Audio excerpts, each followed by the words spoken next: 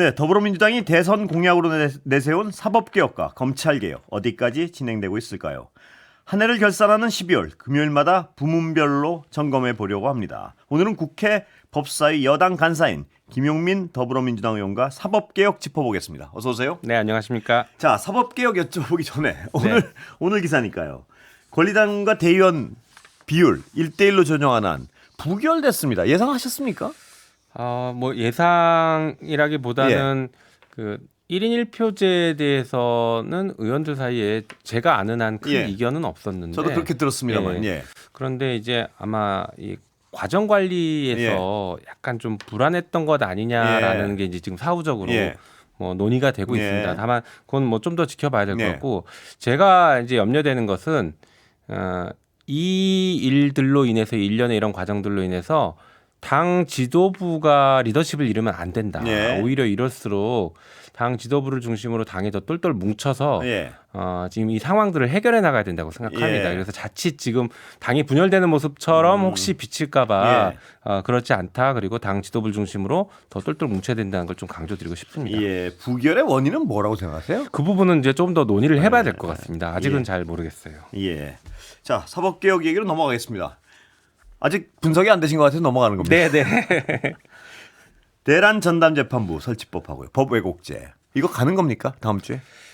일단 법사위를 통과시켰으니까요. 이제 본회의만 남았죠. 저희는 뭐 원래는 12월 4일, 그러니까 뭐 어제 본회의가 있을 걸로 예상하고 12월 3일 날 처리를 했는데 어제 본회의가 안 잡혔고 그렇다면 다음번 본회의에는 곧바로 상정될 거라고 예상은 하고 있습니다.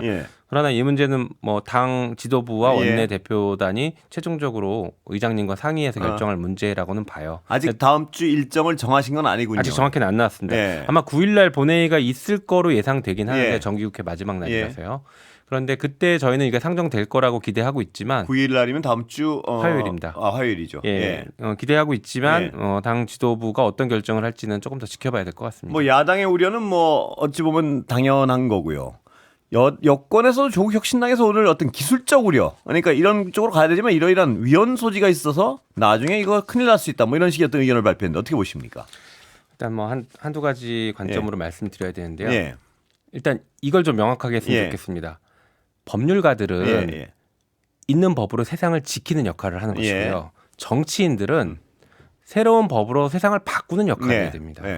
그런데 지금 법률가들이 있는 법으로 세상을 지키지 못하고 있어요. 그러니 정치인들이 법을 만들어서 새로운 길을 지금 개척해 나가고 있는 상황입니다. 게다가 내란이라는 이 국면을 해결해 나가는 새로운 길을 개척해 나가고 있기 때문에 우리 헌법에서 주어진 권한을 지금은 최대치로라도 써서 해야 된다라는 관점입니다. 그래서 그 관점에서 이 사안들을 좀 바라봐야지 기존에 우리가 평범하게 생각했던 법률가적 관점으로 이 사안들을 바라보면 안 된다라는 것을 좀 분명하게 말씀드리고 싶습니다. 역할이 다르다는 거. 또 하나는 조국혁신당에서 그런 입장을 내긴 했는데 조국혁신당의 박은정 의원이 법사위이지 않습니까? 그래서 이 법을 통과시키는 모든 논의에 박은정 의원이 다 참여했습니다. 심지어 안건 조정위까지 참여해서 다 토론하고 같이 합의 처리를 했거든요. 그래서 그런 노력들과 좀 배치되는 의견이 나와서 이건 또 어떻게 됐는지 저희도 좀 확인해 볼 필요는 있습니다. 그렇군요. 근데 다만 아까도 말씀드린 것처럼 그런 관점에서 좀 이 사안을 들여다봐야 될 것 같고 그다음에 법리상으로도 저희가 볼 때는 별 문제가 없다라고 분명히 판단을 했습니다. 그 추천위원이 그러니까 법무부 장관이 3명 추천하고 헌법재판소 사무처장이 3명 추천하는 걸 가지고 지금 얘기를 하고 있는데 일단 이분들이 추천하는 건 판사를 추천하지 않습니다. 추천위원을 추천하는 거예요. 간접적인 방식이에요. 그 추천위원들이 누구를 추천할지는 봐야겠죠. 근데 예를 들어서 이 추천위원으로 외부 사람들을 추천할 수도 있고 판사를 추천할 수도 있습니다. 법무부 장관이 판사를 추천위원으로 추천할 수도 있죠. 그건 아직 결정된 게 전혀 없습니다. 그렇기 때문에 그 부분은 운용하기 나름이다라는 걸 먼저 말씀드릴게요. 그리고 비슷한 게 대법관 후보 추천위원회라는 게 있습니다. 그건 10명으로 구성되는데 10명 중에 7명이 외부위원들이에요. 이분들이 직접 거기는 판사를 추천합니다. 직접 그분들이 판사를 추천해요. 외부 위원들이.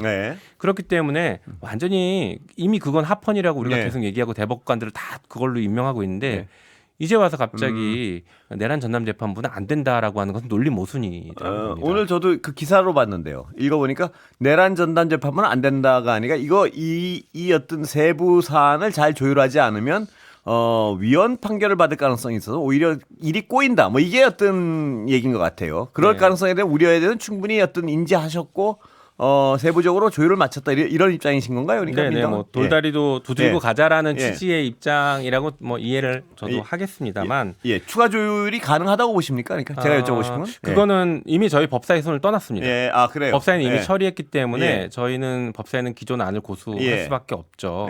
그리고 저희는 문제가 없다고 보고 있습니다.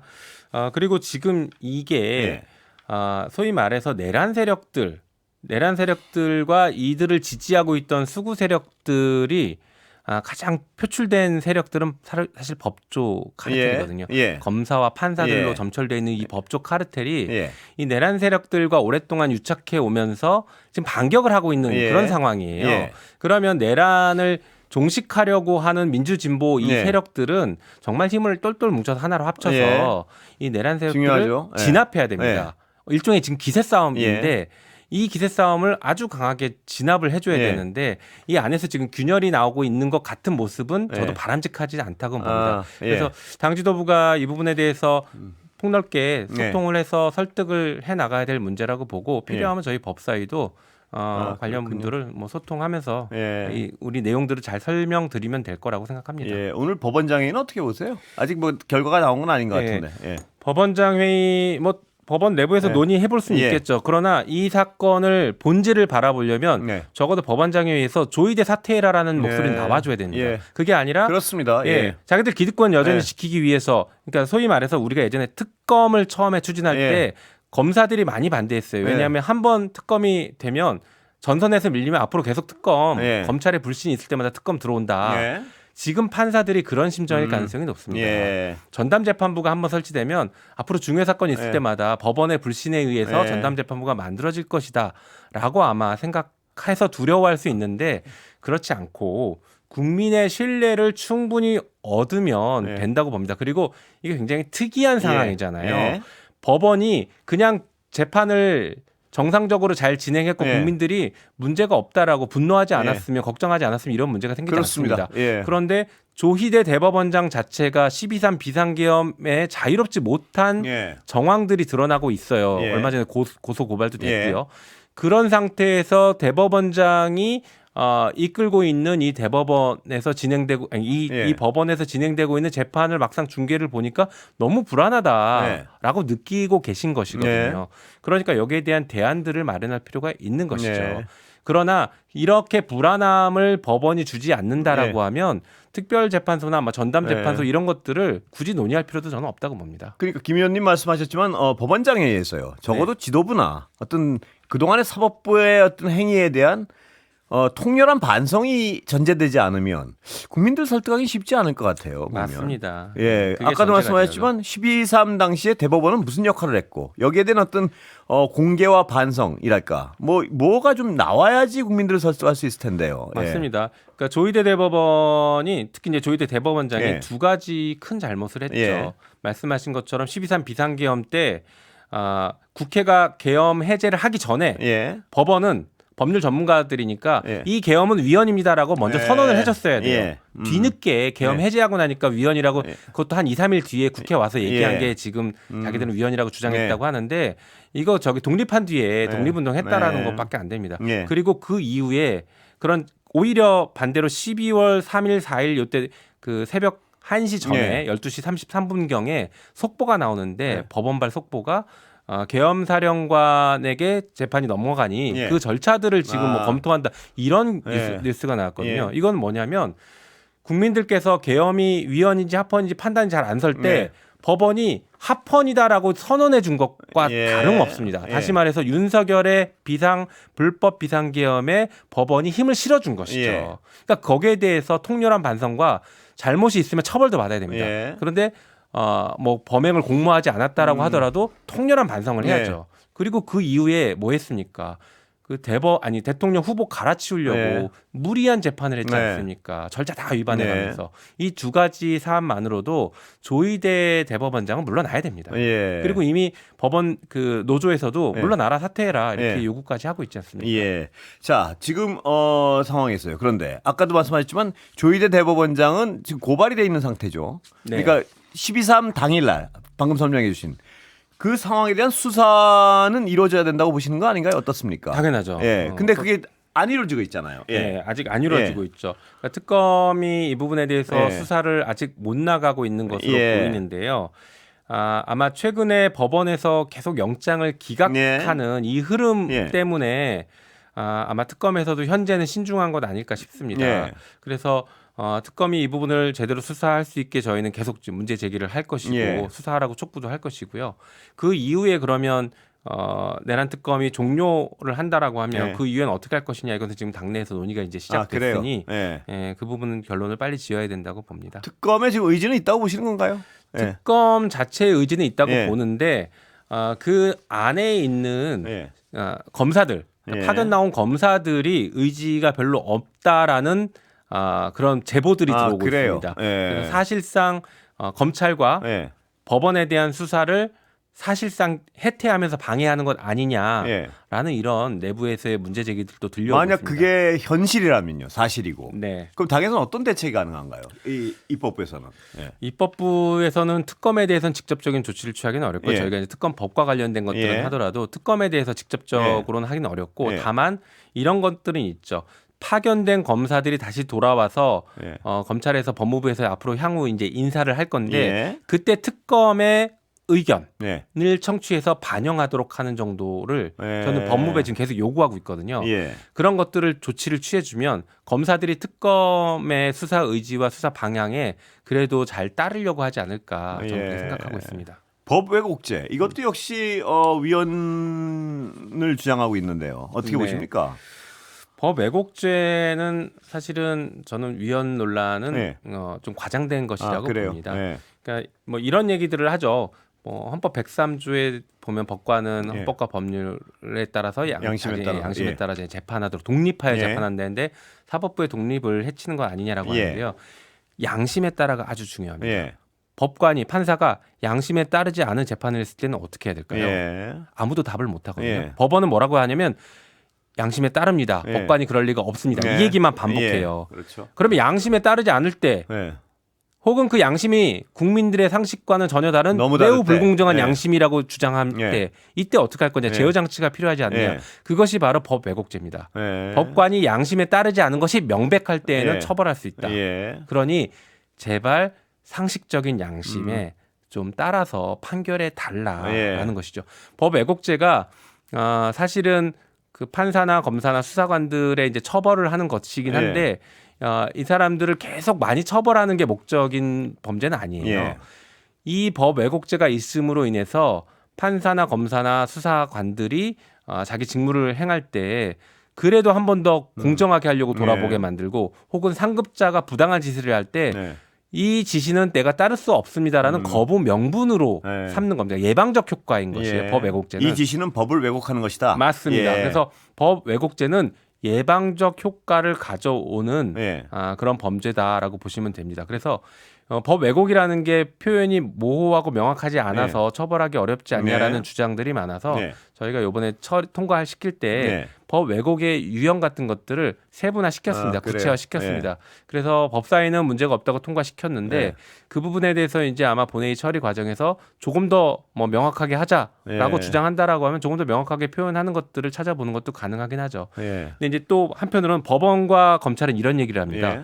법 왜곡죄가 없더라도 직권남용, 직무유기 등으로 네. 지금도 언제 예, 얼마든지 예. 처벌할 수 있다 그렇죠. 얘기합니다. 네. 그래서 통계를 달라 네. 했더니 검찰은 검사들이 직권남용, 직무유기로 처벌받은 통계 자체가 없다라고 그래요? 하고 법원은 처벌받은 예를 찾기 어렵다. 이렇게 얘기합니다. 이게 현실입니다. 예. 처벌하지 않아 절대 처벌하지 않습니다. 판사와 검사들이 한 결정에 대해서는 아무런 책임을 지지 않아요. 예. 심지어 형사처벌은 고사하고 민사 책임도 지지 않고 예. 징계조차 받지 않습니다. 아무런 책임을 지지 예. 않습니다. 그러니까 양심에 따르지 않더라도 불이익이 없는 거예요. 예. 이 사태를 방치하는 것은 문제가 있다라고 보는 것입니다. 예. 지금 준비하고 계신 사법개혁안 만약 다음 주에 예정대로 통과되고 하면 직위원 재판부가 예를 들어서 그 재판은 어떻게 된 겁니까? 국민들은 그 재판에 대해서 굉장히 또 우려하고 있지 않습니까? 예. 예. 내란 전담 재판부 설치법이 예. 통과가 되더라도 1심 사건은 예.